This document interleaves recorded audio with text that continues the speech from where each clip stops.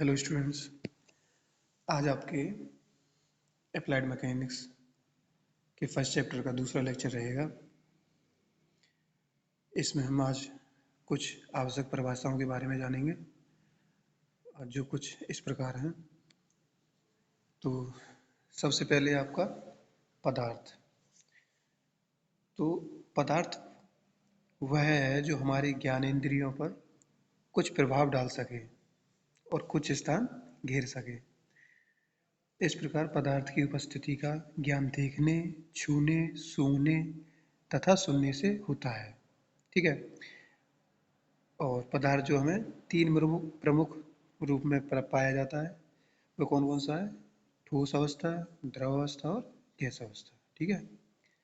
तो पदार्थ क्या है कि कोई एक ऐसी चीज़ है जो हमारे छूने, देखने, सूंघने या सुनने से हमें वह फील हो या उससे महसूस हो।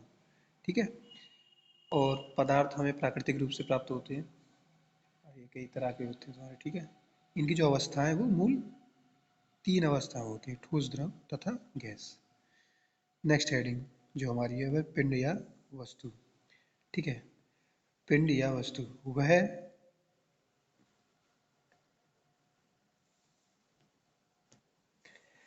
यह किसी पदार्थ का एक भाग हो जो निश्चित स्थान घेरता है तथा जिसकी संहति और आयतन भी निश्चित होता है।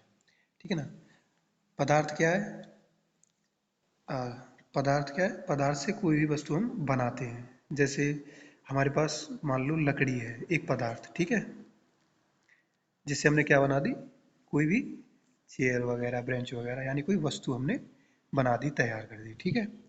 तो उसका क्या होगा? एक चेयर है तो उसका एक आपका क्या होगा? द्रव्यमान होगा, कोई भार होगा। ठीक है। साथ ही उसका कोई आयतन होगा, है ना, कोई जगह घेर रहा होगा वो। ठीक है। तो पिंड या वस्तु हम क्या है? यह किसी पदार्थ का वह भाग है जो निश्चित स्थान घेरता है तथा जिसकी संहति और आयतन भी निश्चित होता है। ठीक है। नेक्स्ट अगली हेडिंग हम देखेंगे। अगली हेडिंग हमारे दृढ़ पिंड या वस्तु। देखो, दृढ़ पिंड क्या है? जिस पिंड पर बल लगने से या बल लगाने से उसके आकार में बहुत कम या नगण्य परिवर्तन होता है, उसे दृढ़ पिंड कहते हैं। कहने का अर्थ यह है कि दृढ़ पिंड एक ऐसी चीज है जिसपे हम बल लगाएं, या तो उसके आकार में कोई परिवर्तन हो ही ना, मतलब वो नगण्य हो, जो कि उसके आकार में ऐसा परिवर्तन हो जो हमें पता भी ना पड़े। तो क्या है? वह ऐसा पिंड जिसपे अगर हम बल लगाएं तो उसके आकार में कोई परिवर्तन ना हो, वह पिंड दृढ़ पिंड कहलाते हैं। ठीक है ना। वास्तव में ऐसा कोई पिंड होना क्या संभव नहीं है, क्योंकि आपको पता है अगर हम किसी पे बल लगाएं तो उसमें उसकी आकृति में परिवर्तन आ ही जाता है। ठीक है ना। तो इसलिए हम क्या है? दृढ़ पिंड आपके वास्तविक रूप से नहीं प्राप्त होते हैं हमें। ठीक है ना। तो बाकी हम सिर्फ अपनी कैलकुलेशन के लिए यूज़ करते हैं कि उनसे हम एक किसी भी चीज़ को पर्टिकुलर दृढ़ पिंड मानकर उस पर हम बल वगैरह लगा के देखते हैं उसमें कितना विस्थापन वगैरह हो रहा है। ठीक है ना। बाकी उसका कोई अगर हम देखें तो वास्तविक रूप से हमें दृढ़ पिंड प्राप्त नहीं होते हैं। यानी दृढ़ पिंड वह वस्तु है या वह चीज़ है जिसमें क्या है कि बल लगाने पर कोई परिवर्तन ना हो उसके आकार में। ठीक है। नेक्स्ट हम देखेंगे आगे हमारे पास कण। कण, ठीक है ना। कण क्या है कि यह पदार्थ का एक ऐसा भाग है जिसका आकार बहुत छोटा होता है और इसकी कोई माप नहीं होती है। ठीक है। इसमें संहति तथा भार होते हैं। ठीक है ना। कण क्या है कि कोई ऐसा पदार्थ है जिसका आकार बहुत छोटा होता है और इसकी कोई माप नहीं होती है। ठीक है ना। कोई माप नहीं है कि इतना ही छोटा कण हो या इतना बड़ा कण हो। ठीक है। इसमें संहति तथा भार होते हैं। संहति मतलब इसका द्रव्यमान भी होता है, मास भी होता है इसमें, और इसका कोई वेट भी होगा। ठीक है। कोई वेट भी होगा इसका। ठीक है। साथ ही आगे देखें, कण को एक बिंदु द्वारा प्रदर्शित किया जाता है। अगर कण को हम प्रदर्शित करेंगे किसी एक बिंदु के द्वारा। ठीक है।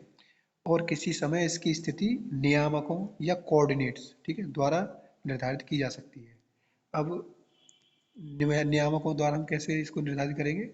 मान लो कोई हमारी वस्तु है।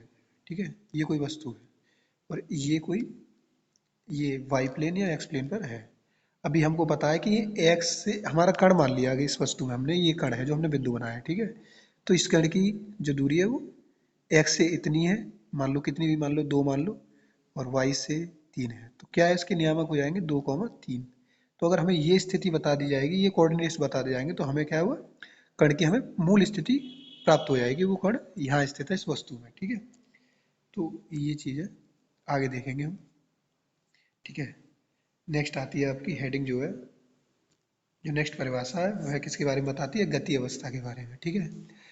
तो देखेंगे, जब कोई वस्तु किसी दूसरी वस्तु या दूसरी मानी हुई वस्तु, ठीक है, के सापेक्ष अपनी स्थिति समय के साथ बदलती है, यानी कोई वस्तु किसी दूसरी मानी हुई वस्तु के सापेक्ष अपनी स्थिति समय के साथ बदलती है, तो स्थिति बदलने वाली वस्तु, ध्यान रखना, स्थिति बदलने वाली वस्तु की अवस्था गतिमान कहलाती है, अर्थात वह चल रही है, ठीक है।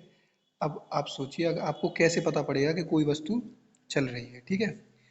अब इसका एक उदाहरण लेते हैं हम। मान लो आप खड़े हुए हो, ठीक है, और सामने कोई वस्तु चल रही है, तो वह वस्तु आपके सापेक्ष ही तो चल रही है, ठीक है ना। तो गति अब कौन सी गतिमान है, जो चल रही है, ठीक है ना।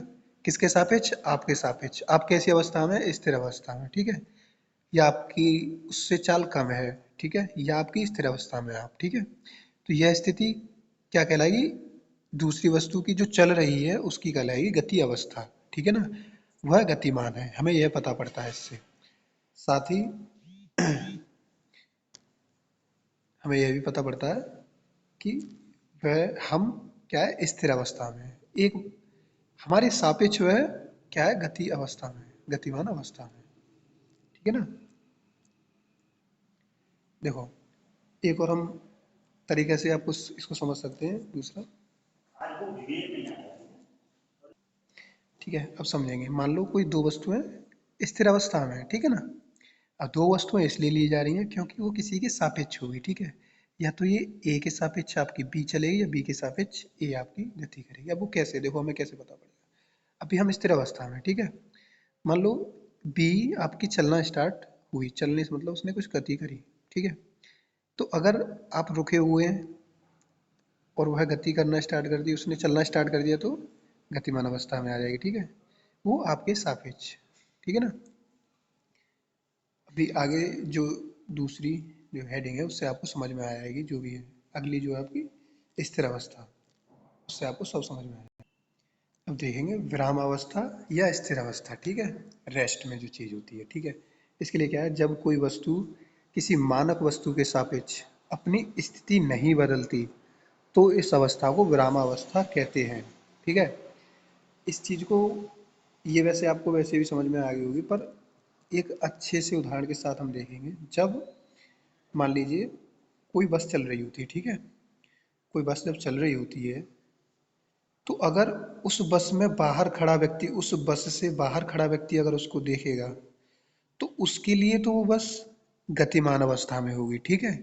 परंतु अगर उसी बस में जो चल रही है बस, अगर उसी बस में जो व्यक्ति बस के अंदर बैठे हुए हैं, तो इसके सापेक्ष ये दूसरा व्यक्ति जो इस बस में बैठा है, वह क्या होगा, स्थिर अवस्था में होगा, विरामावस्था में होगा, ठीक है ना। उसके लिए यह व्यक्ति चल नहीं रहा होगा इसके सापेक्ष जो बस में बैठा हुआ है, ठीक है। अगर आप बाहर वाला इसको एब्जॉर्व कर रहा है, इस बात को देख रहा है, तो उसके लिए वह सभी व्यक्ति जो अंदर बैठे हुए हैं वह चल रहे हैं। लेकिन साथ ही अगर वह अंदर वाला व्यक्ति, दूसरे व्यक्ति उसके साथ जो बैठा हुआ है, वह अगर उसको एब्जॉर्व करे या उसको देखे, तो उसके लिए वह विरामावस्था में प्रतीत होता है, या विरामावस्था में उसके लिए वह व्यक्ति होता है। अब देखो, इसमें क्या हुआ कि अगर दो दो कोई दो वस्तुएं अगर सेम गति से वो कर रही हैं, गतिमान है, तो वह आपस में एक दूसरे के सापेक्ष क्या होंगी, वो होंगी विरामावस्था में, ठीक है ना। वह विरामावस्था में होंगी आपकी। क्लियर है बात। तो वह क्या है कि जब कोई वस्तु किसी मानक वस्तु के सापेक्ष, ठीक है, मानक वस्तु के सापेक्ष अपनी स्थिति नहीं बदलती है, तो इस अवस्था को विरामावस्था कहते हैं, ठीक है। नेक्स्ट देखेंगे अपनी हम हेडिंग। अब जो नेक्स्ट हेडिंग है वह है गतिपथ। गतिपथ, ठीक है। तो गतिपथ से हमें क्या पता पड़ता है, यदि किसी गतिमान कण उत्तरोत्तर, ठीक है, उत्तरोत्तर या सक्सेसिव स्थितियों को मिलाया जाए तो इस प्रकार प्राप्त रेखा कण का गतिपथ या पथ कहलाती है। इसको हम समझेंगे। देखो, मान लो ये हमारी बस है, वो अभी यहाँ थी, ठीक है, इस बिंदु पे। अभी वो चल के यहाँ तक आ गई, इस बिंदु तक आ गई, ठीक है। तो इससे आगे वाले बिंदु तक अगर हमें एक सीधी रेखा खींचना है, ठीक है, तो ये जो रेखा क्या कहलाएगी, इस बस का पथ कहलाएगी, ठीक है ना। तो यही हो गया आपका गति पथ, ठीक है, यही आपका गति पथ हो गया। नेक्स्ट आगे देखेंगे हम। नेक्स्ट आपकी हेडिंग है गति के प्रकार, ठीक है ना। अब जैसा कि आप जानते हैं कि आप, चलो गति के प्रकार देखेंगे हम, ठीक है। गति पथ के आधार पर किसी कण की जो है निम्न 3 प्रकार की गति हो सकती है, ठीक है। तो सबसे पहली गति हमारी सरल रेखीय गति है ना। सरल रेखीय गति में क्या होता है, इसमें कण की गति जो है, जो गति का पथ है वह एक सरल रेखा होता है। यानी वह जो, अगर हमारी कोई वस्तु या कोई भी चीज जो एक बिंदु से दूसरे बिंदु तक एक सरल रेखीय गति कर रही है, मतलब एक सरल रेखा में आगे बढ़ रही है या चल रही है, तो वह क्या हो जाएगी, सरल रेखीय गति। दूसरी हमारी वक्रीय गति। इसमें क्या है, कण का जो गतिपथ होता है वह कोई वक्र के आकार का होता है, यानी वक्र की तरह होता है, कुछ इस तरह से, ठीक है। अगर वो इस तरह से कोई वक्र पे चल रही है, उसका जो गतिपथ है वो वक्र की तरह है, तो वो क्या है, वक्रीय गति कर रही है हमारा कण। और साथ ही अगर हम देखें तो घूर्णन गति। घूर्णन गति क्या है, इसमें कण का जो गतिपथ है वह कोई वृत्त के तरह होता है, ठीक है। अगर वो कोई वृत्त की तरह घूम रही है तो क्या है, घूर्णन गति होगी, ठीक है, वह घूर्णन गति कर रही है। इस तरह के पथ पे, वृत्त की तरह के पथ पे अगर वो घूम रही है या चल रही है तो वह आपकी घूर्णन गति होगी, ठीक है। नेक्स्ट देखेंगे हेडिंग। नेक्स्ट हेडिंग है हमारी विस्थापन, ठीक है। तो विस्थापन को समझेंगे हम। किसी गतिमान कण के आरंभिक बिंदु तथा अंतिम बिंदु के मध्य की सीधी लंबाई विस्थापन कहलाती है, ठीक है। विस्थापन एक सदिश राशि है जिसकी दिशा आरंभिक बिंदु से अंतिम बिंदु की ओर होती है। अब यहाँ बात समझने से ये है, चलो मैं दूसरी भी तुमको परिभाषा समझा दूं, साथ ही साथ दोनों को समझ लेंगे हम, ठीक है। दूसरी देखेंगे दूरी। किसी गतिमान कण द्वारा चली गई कुल लंबाई दूरी कहलाती है। दूरी एक अदिश राशि है, ठीक है। अब हम दोनों चीजों को एक साथ समझेंगे, ठीक है, क्लियर है। तो देखो, तुम्हारा विस्थापन क्या है। विस्थापन जो है, मान लो हमने यूं करके घूम के, यूं करके, यूं करके हम यहाँ आ गए, यहाँ तक, ठीक है। ये हमारा जो है, ए जो है स्टार्टिंग पॉइंट है और बी जो हमारा एंडिंग पॉइंट है। तो हमारा जो विस्थापन जो कहलाएगा वह सिर्फ इतना कहलाएगा। हम जो सीधा अगर एक रेखा खींच दें ए से बी की तरफ, तो हमारा ये जो कहलाएगा डिस्प्लेसमेंट या विस्थापन कहलाएगा, ठीक है। लेकिन जो दूरी की बात आए, अगर हम दूरी की तय करें, अब देख रहे हो आप, एक दिशा है इसकी ए से बी की तरफ, विस्थापन है हमारा, तो ये क्या है, एक सदिश राशि वेक्टर क्वांटिटी है ये तुम्हारी। अगर हम बात करें दूरी की, तो हमने दूरी कितनी तय करी, ये यहाँ से जितनी भी हमने लंबाई पूरी जितनी भी जो हमने तय करी है वह हमारी दूरी कहलाएगी, ठीक है ना। तो विस्थापन और दूरी में अंतर यह है कि विस्थापन आपका जीरो हो सकता है लेकिन दूरी नहीं हो सकती। विस्थापन कैसे जीरो हो सकता है, देखो, मान लो आप पॉइंट ए से गए, ठीक है, आपने पॉइंट स्टार्टिंग ए से करी, ठीक है, और आप वापस पॉइंट ए पर आ गए, तो आपने क्या जो विस्थापन करा वह जीरो करा, क्योंकि अगर ए से बी तक की आप दूरी नापेंगे, मान लो ए भी यहीं पे है, बी भी यहीं पे है, तो क्या हो जाएगा, वह जीरो हो जाएगा। लेकिन जो दूरी चली गई होगी वह इतनी पूरी, जो आपने जितनी भी तय करी है वह दूरी आपकी दूरी कहलाएगी, ठीक है। तो यही मैं बताना चाह रहा था। तो आप ये कुछ अभी इसमें भी कुछ परिभाषा रह गई हैं और कुछ हमने अभी डिस्कस कर लिए हैं, बाकी अगले नेक्स्ट लेक्चर में करेंगे, ठीक है। आज के लिए बस इतना ही।